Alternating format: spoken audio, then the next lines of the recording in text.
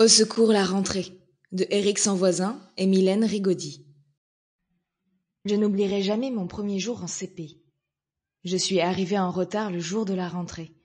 J'avais peur de me faire remarquer. D'abord, j'ai vu la maîtresse. Elle m'a demandé mon nom. Je m'appelle Jules. Elle a paru surprise et puis elle m'a souri. Elle avait l'air gentille. Je me suis tournée vers la classe et là, j'ai cru avoir la berlue. Maîtresse ? Oui, Jules. Je crois que je me suis trompée de classe. Pourquoi dis-tu une chose pareille ? Il n'y a que des animaux ici. Notre école est cosmopolite, Jules. Cela signifie que tes petits camarades sont tous originaires d'un pays étranger. C'est une chance pour toi. J'ai bien observé les élèves de la classe et je n'ai pas trouvé que c'était une chance. Il y avait parmi eux des animaux vraiment dangereux. Va t'installer à côté de Luigi. Une seule place était libre, à côté d'un petit macassin italien. Je ne peux pas m'asseoir à côté de lui. Pourquoi, Jules ? Parce que les macassins sont sales, ne sentent pas bon. Les animaux m'ont regardé de travers. La maîtresse était bien embarrassée. Bon, nous allons ajouter une table au fond de la classe, le temps que tu t'habitues à tes nouveaux camarades. Madame, j'aimerais changer d'école. Nous verrons ça plus tard, Jules. Sois un peu patient, s'il te plaît. La maîtresse a décidé que tout le monde allait se présenter pour mieux se connaître. Certains élèves venaient de très loin. Joey, le kangourou, était né en Australie. Pendant les premiers mois de sa vie, il n'avait pas quitté la poche ventrale de sa maman. Toumou, le panda, venait juste d'arriver de Chine. Dans les montagnes du Tibet, il avait sûrement vu le Yéti. D'une toute petite voix, j'ai murmuré. Moi, je suis née à Paris, pas très loin de l'école. J'ai entendu des rires, et je suis devenue tout rouge. Pour me rendre à l'école, je n'avais pas effectué un grand voyage comme Nanook, le louveteau qui venait d'Alaska, ou Bokhari, l'éléphanteau qui avait vu le jour dans la savane africaine. Heureusement, une sonnerie retentit. C'était l'heure de la récréation. Ouf ! Dans la cour, je me suis senti tout petit.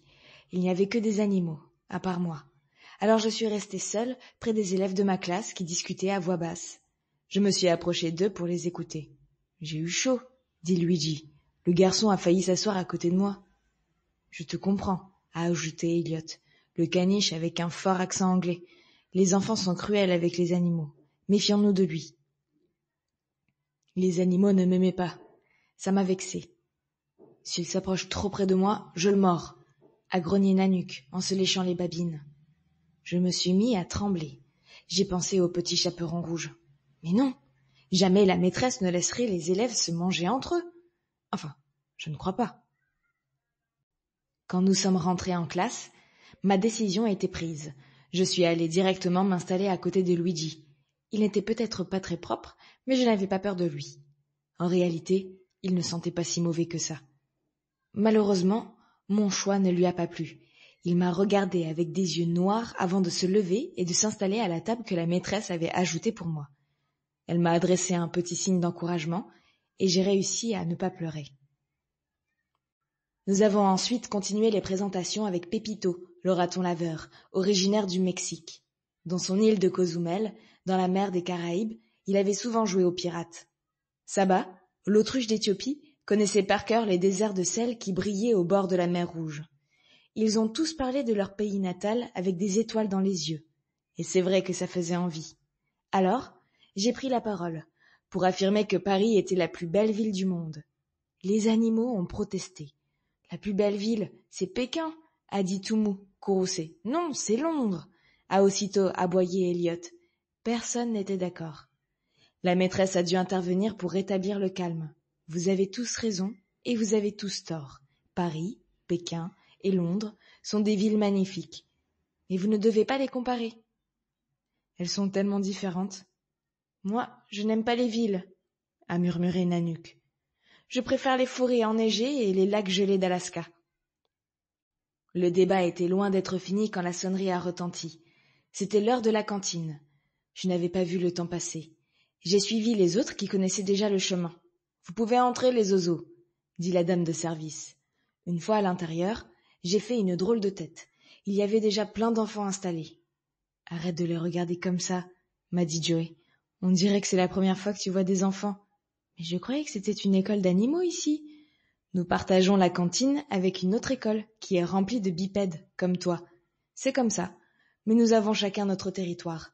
On ne mélange pas les torchons et les serviettes.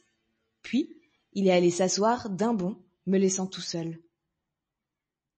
Mais j'étais quoi, moi? Un torchon? Ou une serviette?